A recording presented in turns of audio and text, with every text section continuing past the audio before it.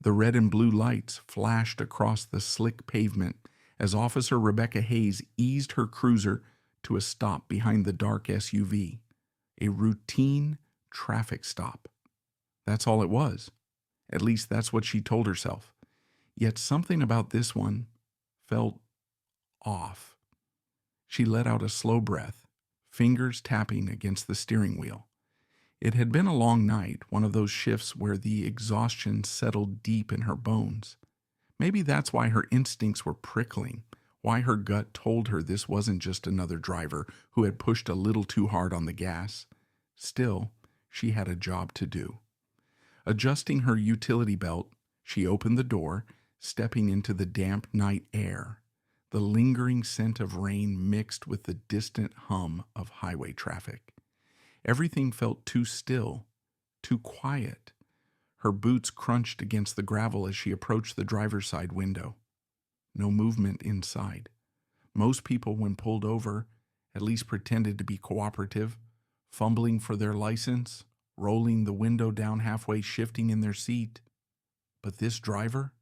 Nothing. His hands gripped the steering wheel tightly, knuckles pale. No glance in the mirror, no reach for the glove compartment, just stillness. Rebecca's pulse picked up. She hesitated just for a second, then knocked on the glass, 2 sharp raps. The window didn't move right away, then slowly, too slowly, it lowered, just enough for her to see the man inside. Her eyes flicked over him, quick but thorough.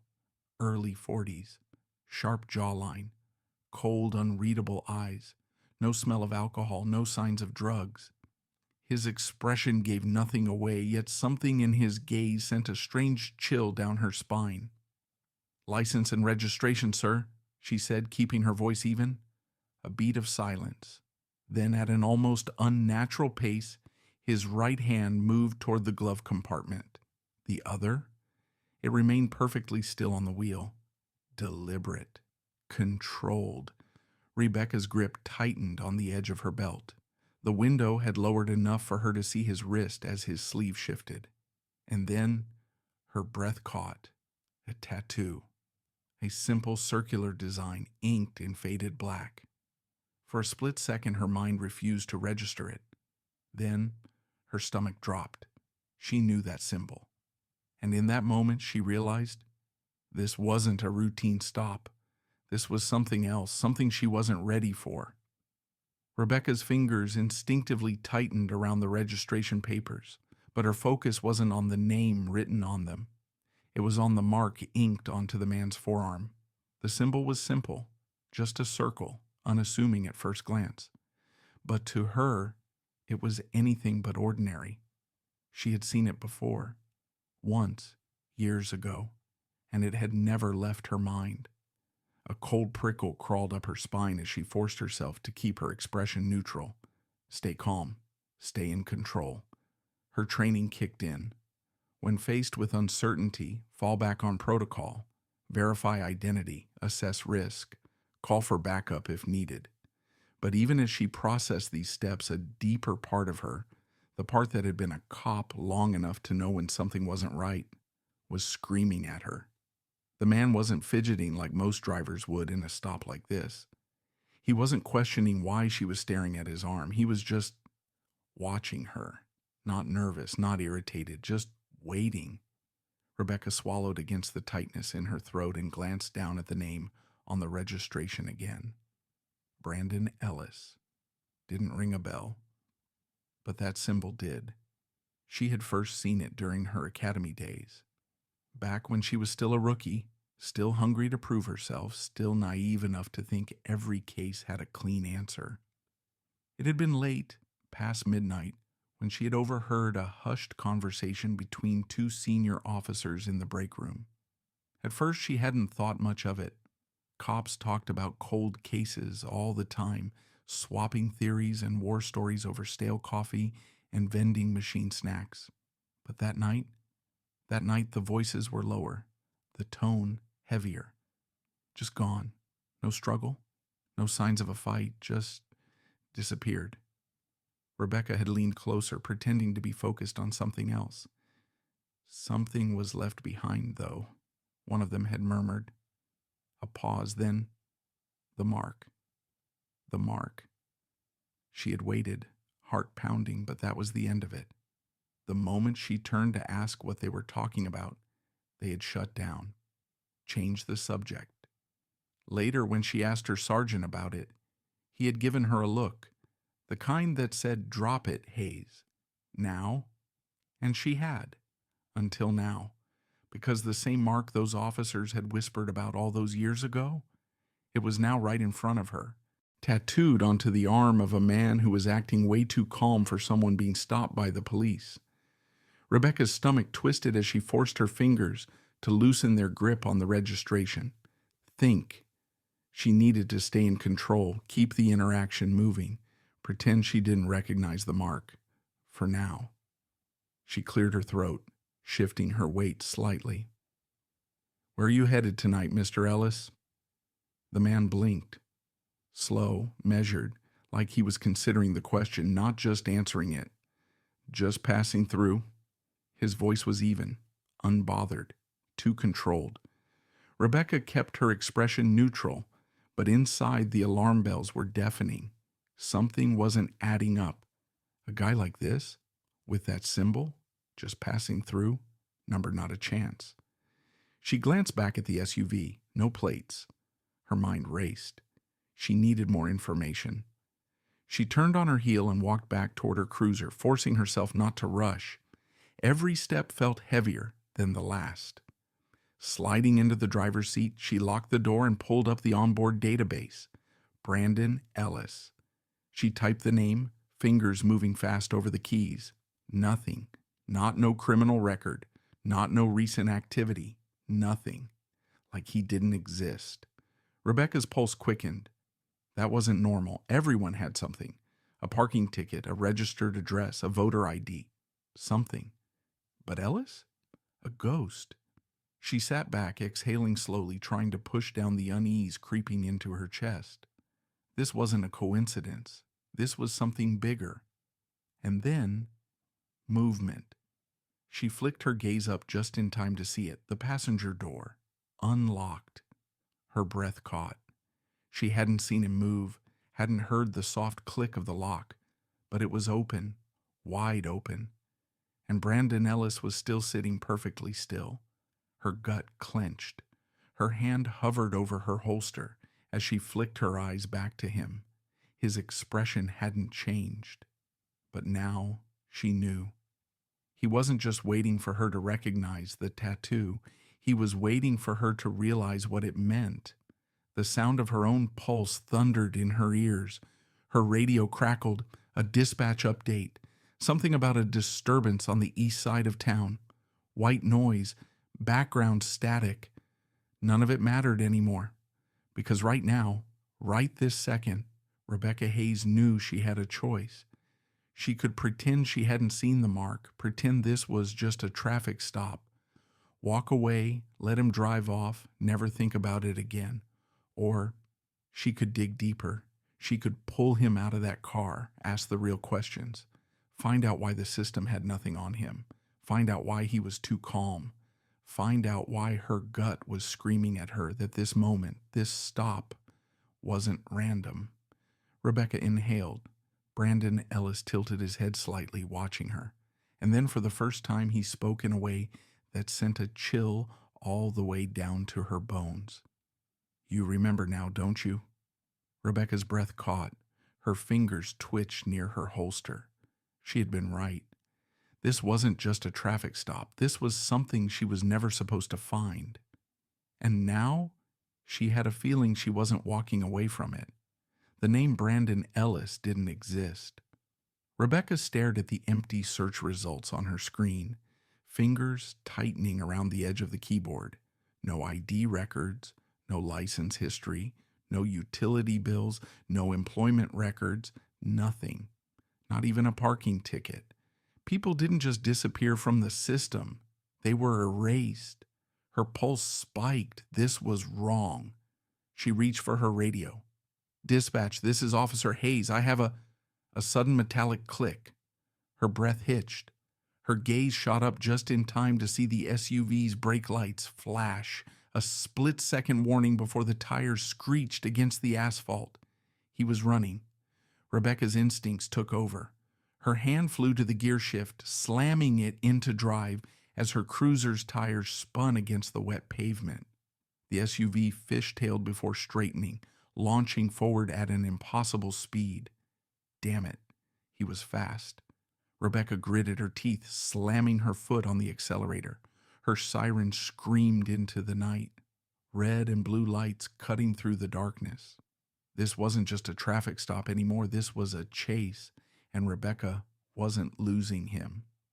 The SUV veered off the main road, cutting hard to the right, tires skidding as it plowed through a gravel turnout and onto a side road that barely looked like a road at all.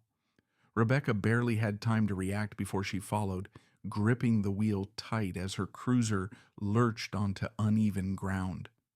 The road twisted, narrow and unpaved, lined with thick trees that swallowed most of the moonlight.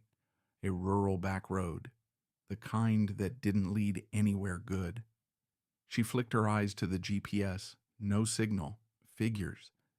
The SUV kept its impossible speed, weaving through the winding road like he knew exactly where he was going. Rebecca clenched her jaw. Something about this felt too practiced, too intentional. This wasn't panic. Brandon Ellis wasn't just running. He was leading her somewhere. Rebecca pushed the thought aside, gripping the wheel as she gained on him. She flicked her radio back on. Suspect fleeing eastbound, no plates, black SUV, requesting immediate backup. Static. No response. Rebecca's stomach twisted. The system was supposed to be reliable. No matter where she was, dispatch should be able to hear her. But there was nothing. Like the signal had been cut. Like someone didn't want her calling for help. She swallowed hard, pushing the cruiser faster, closing the distance. The road narrowed, overgrown trees pressing in from both sides. Up ahead, she saw a break in the tree line, a clearing, and that's when she saw it. Her breath caught. Number. Not here, anywhere but here.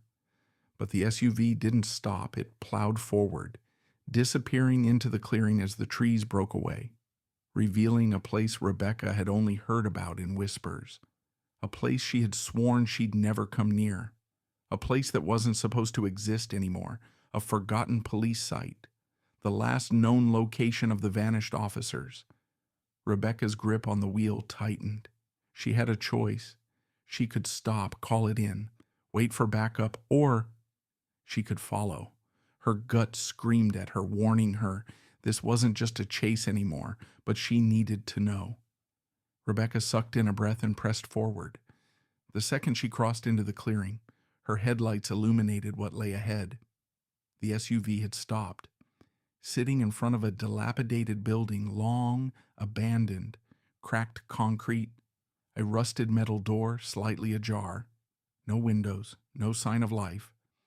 But the symbol, that damn symbol, was carved into the concrete above the door. Rebecca's skin went ice cold. She had seen it on Brandon's arm. She had heard about it in whispers. And now? Now she was standing right in front of it. She flicked her eyes toward the SUV. The driver's seat was empty. Brandon Ellis was gone. Rebecca's pulse hammered. She killed the engine, gripping her holster as she pushed open the door. The night was thick with silence, not even the sound of insects, like the air itself was holding its breath. Her boots crunched against the gravel as she stepped forward, following the faint outline of footprints leading to the open door. Her instincts screamed, "Turn back," but she ignored them, because deep down, she knew. This wasn't just about Brandon Ellis. This was about whatever had been buried here, and why someone had tried so damn hard to erase it. The building loomed ahead, its rusted metal door left slightly ajar, an invitation or a trap. Rebecca stood still, listening. The silence felt too perfect, too unnatural. Brandon Ellis was inside, and he was waiting for her. Her pulse was steady, but her grip tightened on her holster as she stepped forward. With slow, deliberate movements, she pushed the door open. The hinges groaned in protest, the sound too loud in the suffocating quiet. Beyond the threshold, darkness swallowed everything. Rebecca flicked on her flashlight, the beam slicing through the black void. The inside was stripped bare, concrete floors, exposed pipes along the ceiling, faint stains on the walls.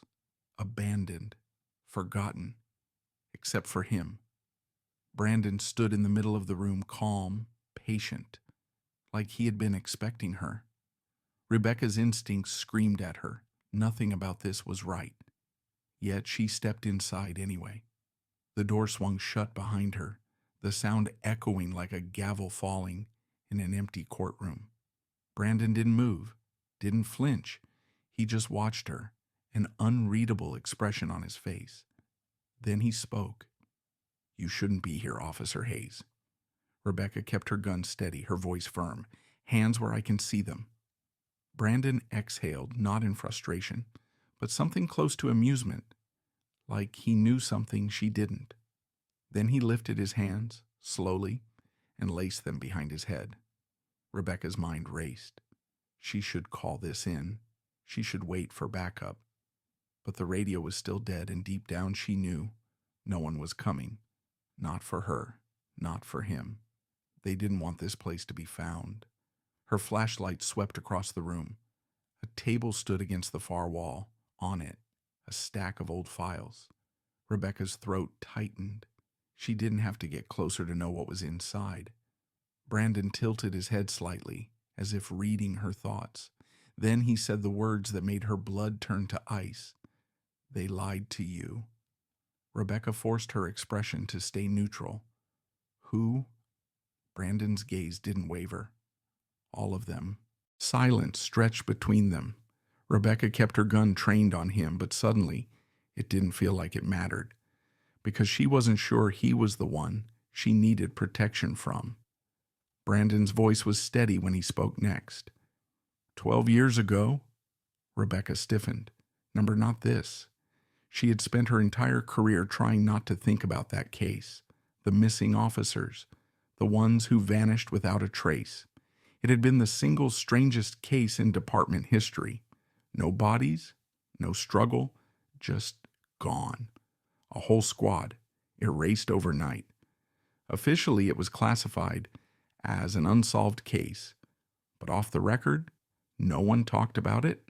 No one wanted to talk about it, because the few people who had asked questions, they weren't around anymore. Brandon took a slow step forward. Rebecca didn't move. She should be afraid, but she wasn't. She was angry, because deep down, she had always known that something about the case had never made sense. And now she was standing in the middle of a place that shouldn't exist, talking to a man who wasn't supposed to exist. "You were supposed to be there that night." The words hit her like a punch to the gut. Rebecca swallowed hard. "What are you talking about?" Brandon's expression didn't change. "You were supposed to be on that call." Rebecca felt her world tilt. She remembered that night vividly. She had been a rookie, eager, ready for her first real case. Then, at the last second, she had been reassigned. At the time, she hadn't questioned it. She had assumed it was just routine shift rotation. But now, her stomach twisted with something she didn't want to name. Because what if it wasn't random? What if someone had kept her away on purpose? Rebecca forced herself to breathe. She needed to stay in control. Why? Her voice came out quieter than she intended. "Why wasn't I there?" Brandon's eyes darkened. Then he said something that made Rebecca's hands go cold against the grip of her gun. "Because they knew you would ask the wrong questions." The air in the room felt heavier, like the weight of a truth she wasn't ready to carry. Rebecca shook her head. "That doesn't make any sense." Brandon let out a breath. Not frustration, but something else. Pity. "It makes perfect sense, Hayes." His voice was calm, but his eyes, they held something else. Something that terrified her more than anything else. Regret. Rebecca's pulse pounded. "Tell me what happened." Brandon didn't move. Then after a moment, he nodded toward the stack of files. It's all there. Rebecca hesitated. Her gut told her not to look, because once she did, there was no going back. But she had already come too far. With slow, deliberate steps, she walked toward the table, gun still raised. She reached out, fingers brushing against the top file. The name on the front made her stomach drop. Missing case, Officer Mills. Rebecca's breath caught. Mills had been one of the officers on that disastrous call. She had asked about him once, and her lieutenant had told her, "Some things are better left alone, Hayes."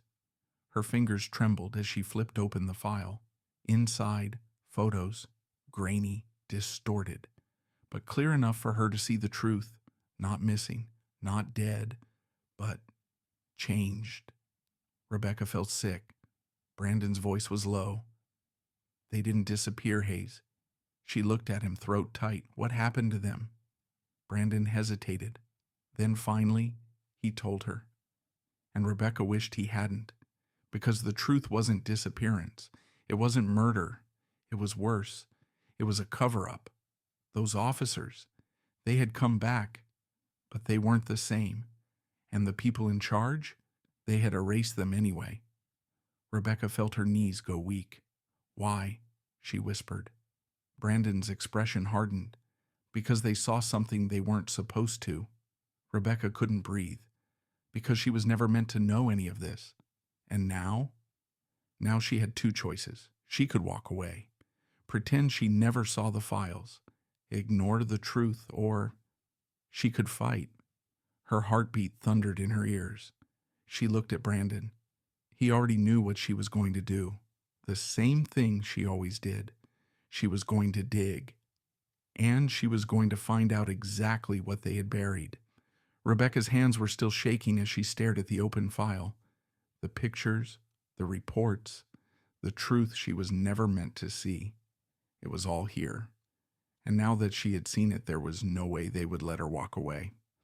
A sharp beam of headlights cut through the broken windows, followed by the low, ominous rumble of approaching vehicles. Back up, but not hers. Rebecca's pulse spiked as she turned toward Brandon. He wasn't afraid. He wasn't even surprised. He exhaled, almost like he had been expecting this moment all along. "They found me." The way he said it, flat, resigned, sent a shiver down her spine. Rebecca's fingers twitched near her gun, but she knew it wouldn't matter. Whoever was out there, they weren't coming to arrest him. They were coming to erase him. She took a step back, her mind racing. "Brandon, who exactly are we dealing with?" His eyes flicked toward the door. The low rumble of engines cut off all at once, leaving the kind of silence that made her stomach twist. Then came the footsteps. Slow, measured, a whole team moving in sync. Rebecca's grip tightened on her gun. She had spent years trusting the system, believing in the rules. But now she knew the system wasn't here to serve and protect. It was here to clean up its mess. And Brandon Ellis was the mess. She took a step toward him, lowering her voice. "If I let them take you, you're not making it out of here, are you?" Brandon tilted his head, considering her words. Then he gave the faintest shake of his head. Rebecca's throat went dry. She could feel the weight of her choices pressing in, suffocating. There was no protocol for this. No training manual that could tell her the right move. She couldn't trust dispatch, couldn't call for real backup, because the second she stepped outside, they'd be coming for her too. Brandon took a slow step forward, keeping his voice even. "You have to decide, Officer Hayes." Rebecca clenched her jaw. "Decide what?" Brandon's gaze held hers. "Who you're fighting for." The footsteps outside stopped. Then a single voice, cold, commanding. "Step away from the suspect, Officer Hayes." Rebecca's stomach twisted. She knew that voice. She turned slowly toward the door just as it swung open. A figure stepped inside, and suddenly she felt sick. Lieutenant Carter, her superior, her mentor, the man she had looked up to for years. the one who had always told her to trust the system, and now, he was here to kill a man. Carter's face was unreadable as his eyes flicked to the files on the table. He let out a quiet sigh, then turned his gaze back to her. "I need you to step aside, Rebecca." Not Officer Hayes. Rebecca. Like she was a rookie again. Like she was still under his thumb. Rebecca's heart pounded against her ribs. "Carter, what the hell is going on?" Carter studied her for a moment. Then he exhaled. "This isn't your fight." "The hell it isn't." Her voice was sharper than she intended. Carter's jaw tightened. "You don't understand what you're getting involved in." Rebecca's grip on her gun didn't loosen. "Then make me understand." Carter sighed, rubbing a hand down his face. 12 years ago, those officers saw something they shouldn't have. They were compromised, and the people in charge decided it was safer to... He hesitated. "Remove them." Rebecca's stomach lurched. "They didn't disappear." Carter's expression was unreadable. "Not in the way you think." Rebecca forced herself to breathe. "Then why the cover-up? Why not tell the truth?" Carter's eyes darkened. "Because the truth doesn't serve justice. It serves chaos." Rebecca's pulse spiked. "That's not your call to make, isn't it?" Carter tilted his head. "We keep order, Rebecca. That's what we do. We make the hard choices so people like you don't have to." Her hands shook against the grip of her gun. She had spent her entire career believing in this man, and now he was standing in front of her, telling her that justice wasn't real, that the law wasn't about right and wrong, it was about control, and if she stepped aside, Brandon Ellis would die. Carter took a slow step forward. "This is your last chance, Hayes." Rebecca swallowed hard. "If I say no?" Carter exhaled. "Then you're making yourself a problem." A long, suffocating silence stretched between them. Then Brandon spoke. His voice was calm, too calm. "It's okay, Rebecca." She turned to look at him. He gave her a small, knowing nod, like he had already accepted his fate, like he knew she wouldn't fight for him, like he had seen too many people make this choice before. And that's when it hit her. This had happened before, not just 12 years ago, not just to the missing officers. This was routine, a cycle, one she was about to help repeat. Rebecca clenched her jaw. Carter was still watching her, waiting for her to make the choice he thought was inevitable. And for a moment she considered it, letting it happen, stepping aside, pretending she hadn't seen the files, pretending she didn't know what the system really was. It would be easier, safer. But then she thought about the officers from 12 years ago, the ones who had come back, the ones who had been erased anyway. She thought about herself. She had been meant to be there that night. But they had reassigned her, not to protect her, to control her, to make sure she never asked the wrong questions. Her breath came slow and steady as she turned her gaze back to Carter. And finally, she knew. She wasn't fighting for Brandon Ellis. She was fighting for herself, for every officer who had ever been silenced, for the truth. Rebecca inhaled, and then she made her choice. Rebecca's breath was steady. Her hands weren't shaking anymore, because in this moment she knew exactly what she had to do. Her entire career, she had believed in the system, in the rules, in the people who ran it. But the system had lied to her. They had always lied to her. 12 years ago, they had made a decision, a calculated, brutal decision, and now they were asking her to do the same. Carter was still watching her, his expression unreadable, but his stance told her everything. If she refused, she wouldn't be walking away from this. Neither would Brandon. Her fingers curled tighter around her gun. This was it, her choice. Was she the kind of cop who followed orders, or was she the kind who fought for the truth, even if it killed her? The silence stretched thick between them. Then Rebecca exhaled and pulled the trigger. One decision and everything changed. The sound echoed through the abandoned building.